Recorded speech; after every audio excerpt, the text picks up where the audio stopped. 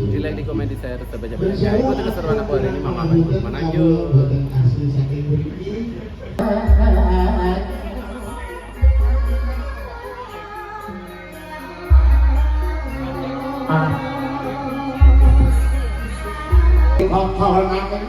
Maring dosa Jupala aku sadhari kadek suluk monggo Prabu Andika. Bapak Lurah Pandala, saya Ibu kita melakukan rumahkan dari Ibu Bapak Anang Rio Santoso, saya Ibu Titik Bapak Ibu Ibu Ugi mereka akan menunjuk Bapak Pira kita berarti rumahkan dari Ibu Mas dari Ibu Bapak Angga Timok berarti di sini di mana akan bermaksud wilayah nikahane penyanyi Mbak Tia.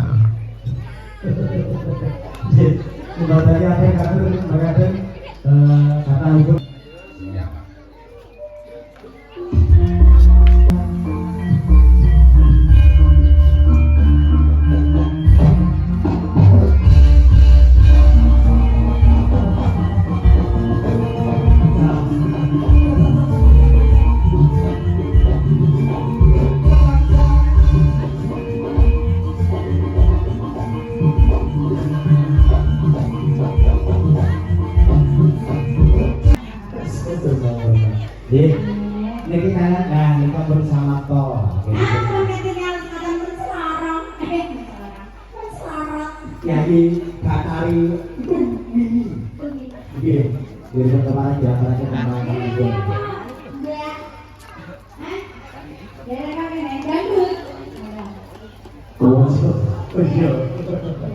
Kira kontrol kali, sama tiga. Dewa kan itu. Oh Pak Dewa. Nolaknya bokir. Kendel. Apa barang dulu soal kendel. Nah gitu.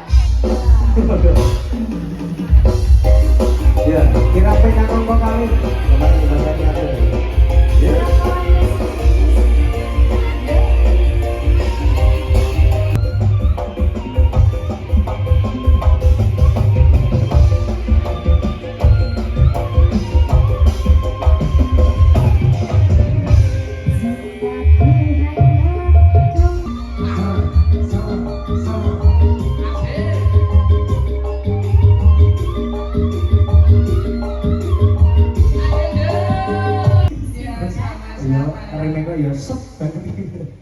Terima kasih ya. Mereka kepada katurnya nis kedap nggih. Kyai Batari. Kunjuk keluarga ingkang badhe foto, kunjuk Bapak Jarot sekalian, Mbak Ter sekalian, Mbak Lilis sekeluarga, Mbak Nita sekeluarga, Lek Tony sekeluarga, Pak Jumarum sekeluarga, Lek Aan sekeluarga, Mbak Rom, Mas Nanang sekeluarga. Jika keluarga ingin dari kemarin tahun yang foto kalau mau Kenjeng Amalia Turki, keluarga Mbak Majo, keluarga Pak Kairan, keluarga Randu Blatung, keluarga Mbak Harni, keluarga Mojo. Monggo kita kali ngeribut foto Pangesto. Sampun kakak. Sampun. Nggih saderengipun Assalamualaikum warahmatullahi wabarakatuh. Alhamdulillah, pun dugi dusun pundi niki? Mereka wonten lalatan pundi niku Dumpengan. Oh, nggih. Sesarengan rias sinten, Bapak? Mereka lumantar cam-cam semua. Cam Rosalina. Nggih. Campur sari ini BE dhewe. Wah, gini piyambak ya kapi kok ini. Wis kabeh pokokan mulih rasa pamit nih. Ya, mulih dhewe. Nggih. Ya. Kok nek ra pamit gak salaman maksud yo. Allah, monggo Pak Dunar kangen-kangen bayar ngono to. Monggo di dhewe masa disuruh bayar mentolo. Nyambut gawe iki tumrape sedulur kuwi ora enek hitungan duit.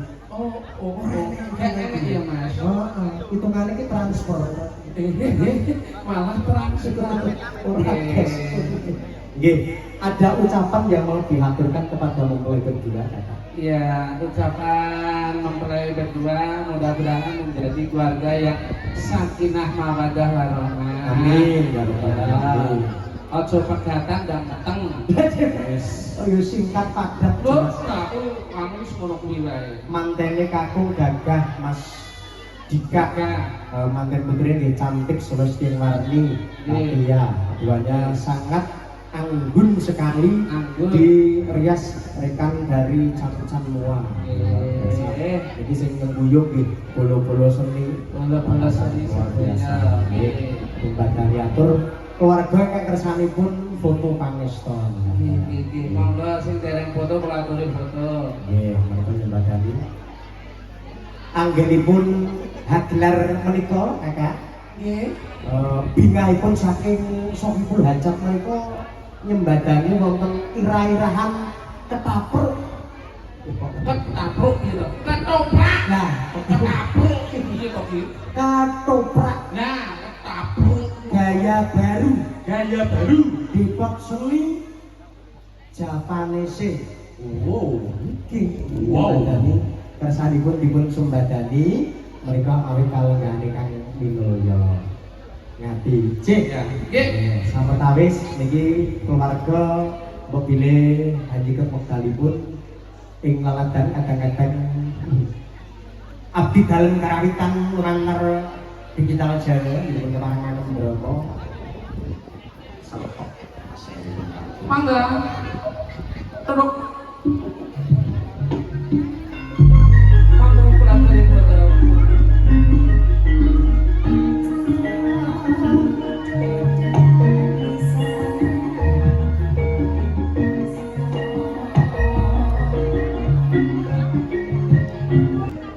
Ketoprak tenan iki. Para praben ingkang keparengan saking ingkang angka suwisan. Panjenenganipun ingkang pinangka Ra Sri Tanjung nipun Yayi Batari Tumini. Amargi boten wonten lintunipun. Jangan yo sing anu aku ngono Mas kaya kok yo ngono lho kok. Diri keparengan kapiji pinangka Patih Sida Paksa. Lebih kasarengan dening ingkang minangka pakurmatan. Nggih pribadi kula piyambak. Cih, Para mriku pertama berjumpa legahan berjeng hampir sani dari fragmen ketoprak kepareng manem Bromo. Duwun.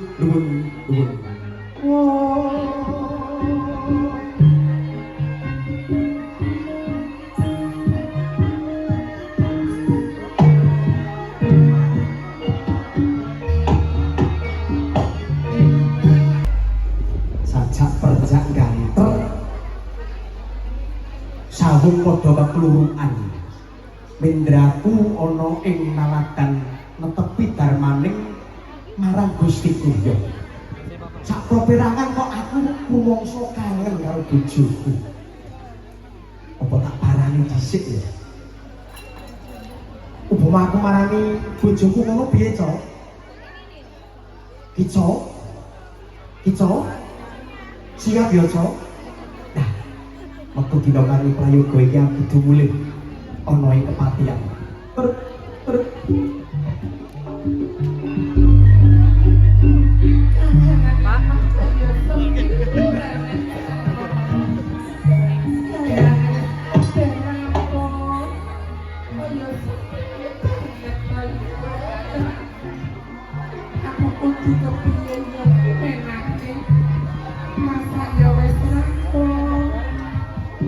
Yayi Tanjung.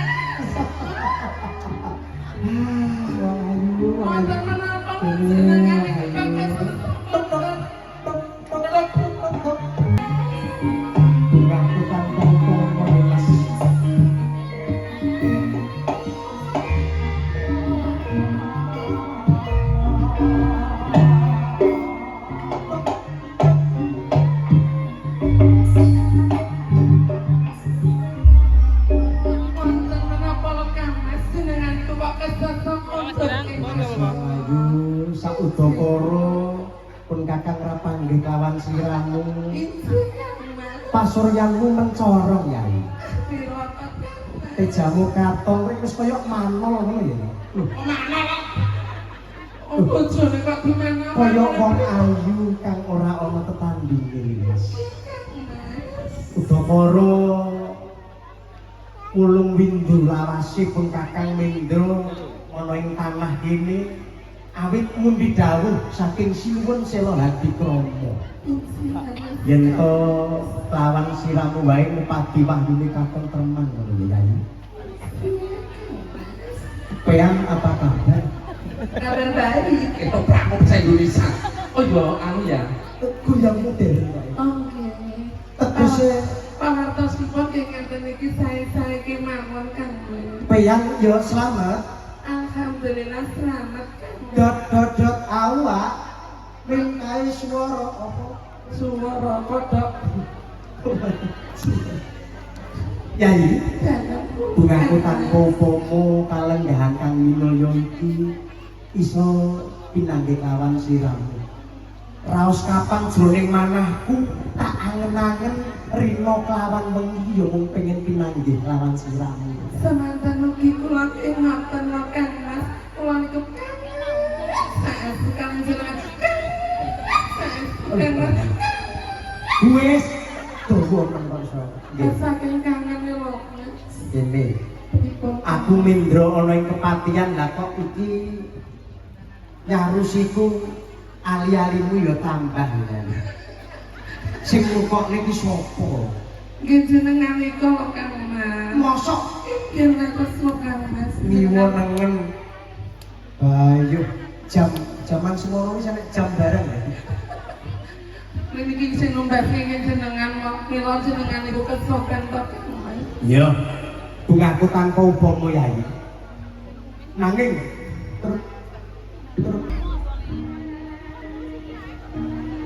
bicaramu koyok-koyok enak-enak kok dipangan.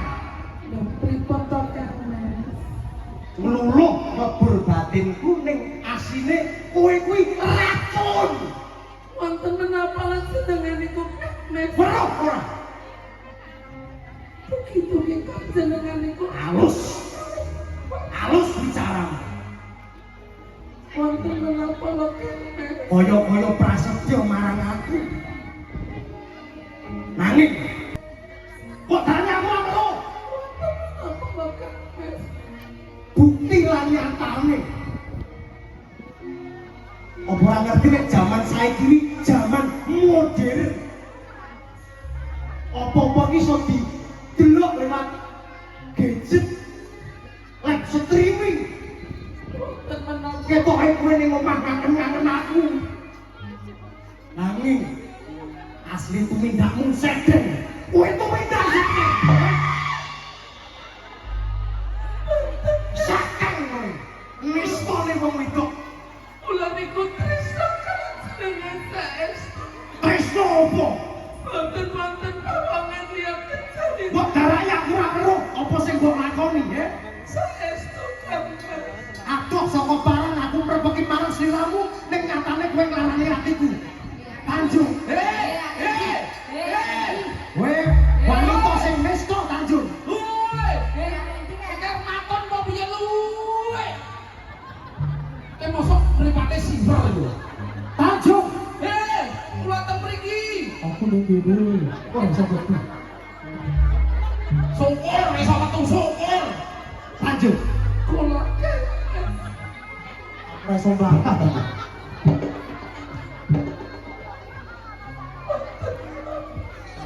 kula niku Wedok tresna dipercaya wong lanang ki nyambut gawe.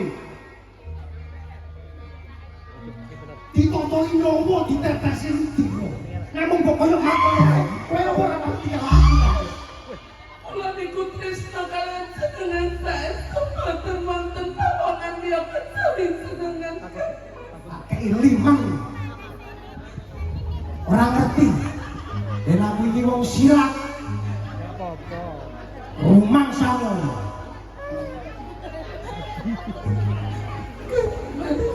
Apa?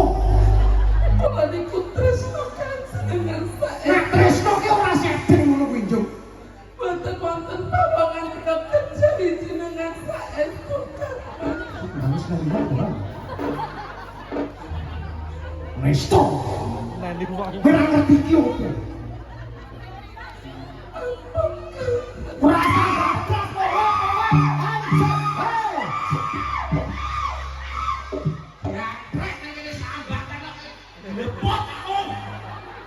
iki ora bayaran wis nyumbang. Ora tak urung. oh iya ya Oh, ya ngene iki mosok tambah tuku es teh ngono ya ya. bangsamu apa Bayaran 5.000 tok. Saestu. Kula niku tresno kalian jenengan saestu. Boten-boten omongan dia kecil. kaya-kaya ya gaspol dana aku mari kelingan sing wis-wis sebelum koyo mangkur wong wedok wong lanang kuwi duwe kaprawiran ning wong wedok duwe enak ngerti ora kalae wong lanang ki yo pergotekmu kuwi sing marai kelingan rino kelawan temen anjing ayumu ning natoni atiku ngerti ora heh kok iso pak Jembabak aku yo bayarne sing ora-ora kok aku. Terus sampe dijembabak ngono kan lho. kaya sing tak delok Bukan mas, boten-boten omongan dia kecil dengan saestu. aku antuk pakabaran mintamu sedeng wani aku marang sinun selati kromo yo apa lah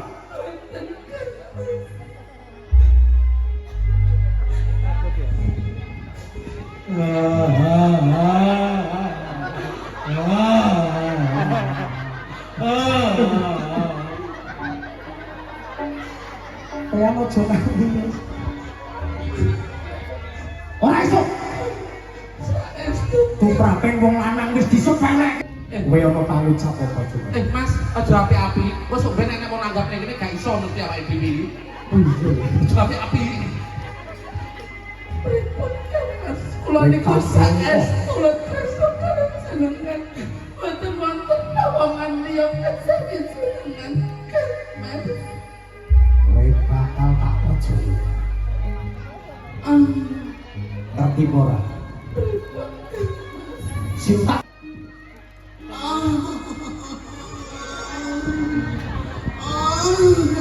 baru ora iki jenenge apa Apakah iki pusaka keliru jenenge pusaka keris goblok kowe. jenis jenenge apa iki mau keris pusaka Sing goblok aku apa sapa ya? aku wis gak percaya maneh marang kowe ndang ngomong aku beri kula purun jenengan percayakan mas nanging kula gadah bebono apa kang dadi bepanamu mbok pilih lutira mengke kula arus kedani menika kula yen to ambune ketemu bacen to arus kowe berarti sedek yen gandane pilih kedani ke kula arem pangi kedani kula tresno dengan saestu kula boten sedih tenan apa ora kowe ucap kowe ngerti ora itu sok ngerung mangan wong wedok Lan kok kangen sapa wong aku yo lanang ya iso. Masane aku wedok kok piye kok. Wong aku yo sunat. syukur kok oh ya sunatku bareng aku ndek ndek ya Iya. ning bong supit ya Ora, aku ora ning calak kok. apa Sapa mikire? Druhun tenan lho. Yo. Sineksen jagat saisine. Keris singgol modot. Nek wis disenggol modot.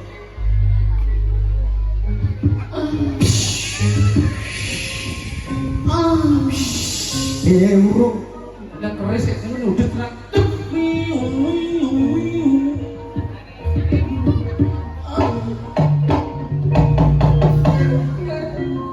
syukur kowe.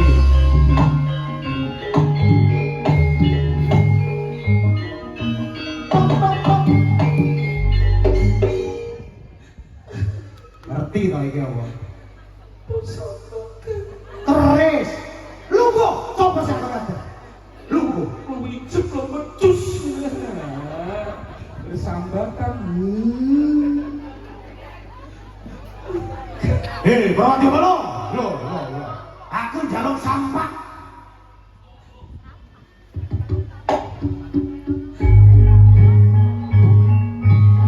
Terus speaking. Petandani kaki weruh, laku jantramu.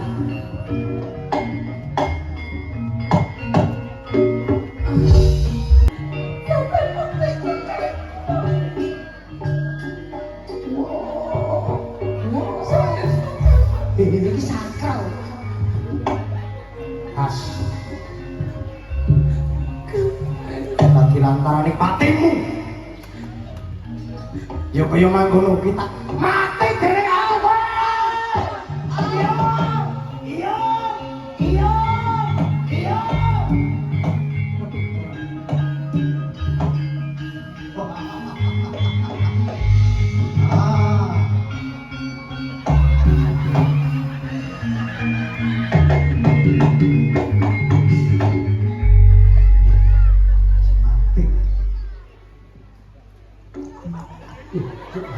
Aduh mas, ndoku, nek atul-atulku lak murep ae. Nek atul-atulku ditutuk yo rasane keri-keri piye yo. Oh iya, mati kok iso keri barang iki. Lah, mati menang kowe. Jum. Beda apa wong wedok dimulyakne nek dadak selingkuh. Kita tobat ora tobat blas. Yo. Loh. Ini perlu disekar banget kok ya. Loh. Mengko dhisik. Ambune pesing. Ambune pesing tenan. Elok. Lo.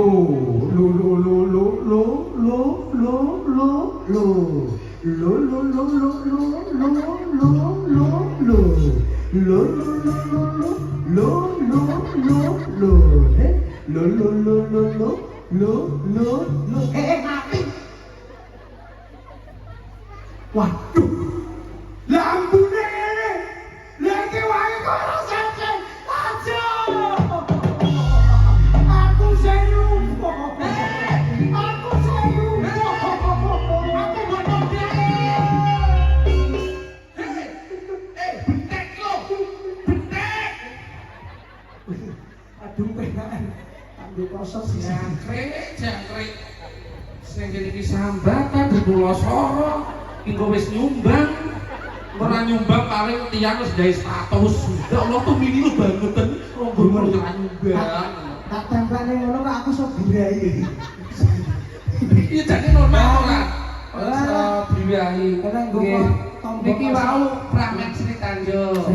Nggih niki wau nggih pramen niku nggih pitutur kanggo mantene. Pitutur lagi Mas Manten. Dirungokne ya, Dik ya.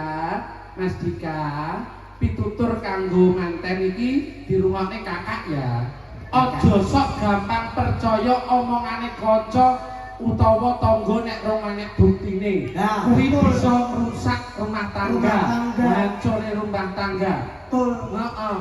Ditanamkan saling percaya. Nandake kerja sing penting mulai bayar, sing lanang ya semono uga. Nenek penyanyi aja lirak-lirik, saiki duwe bojo ya. Sing biyen karo bansis gak apa-apa wis biyen ora ya. Aibku wis buka nih. Iya. Alah, sing wis yo wis ya, Dit ya. Tapi yo biyen karo aku 2 tahun yo wis bekasku ora apa-apa. Iki karo kakake yo berbagi ngono ya. Teruske to. Wis sapa sok stadion kae to bae kok. Oh, alah. Nggih, niki nggih wekdal nggih Kakak. Ketang niki disembadani Dumas Manggolo ketang sak. Pupuh di aturke napa. Iki. Adan. Punika wonten apa? Timbangan itu diadan ya kapok. Nggih. Esok-esok tanggap. Tenggo wekdal sakedap nggih berkahipun. Meneng adan. Besok bayang bayar mekar kok iso. Kok wisis to kok.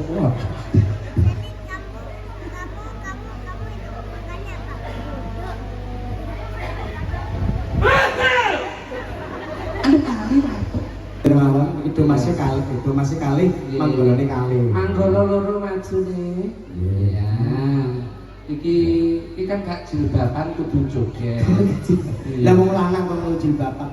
Ya nek kancaku mbiyen lanang yo jilbaban. Nggih. Lah iki padha karo aku ya. Kok iso padha? Lah untune padha. Oh. Gak apa-apa ya, berguna bagi nusa dan bangsa. Ngambung kan cepet dan ketuk Ora masalah ngono kok ya. Lagune nyaman apa, Mas? Apa? Ada permintaan terakhir. Gala-gala. Joget nggih. Iya. Nggih, namanya sinten, Mas? Mas Saputra. Dalam ndi, Mas? Wes karo gawane Mas Manten. Oh iya. Gala-gala yuk, Cang. Lanjut. Gala-gala, Bro. Iki nang Jawa.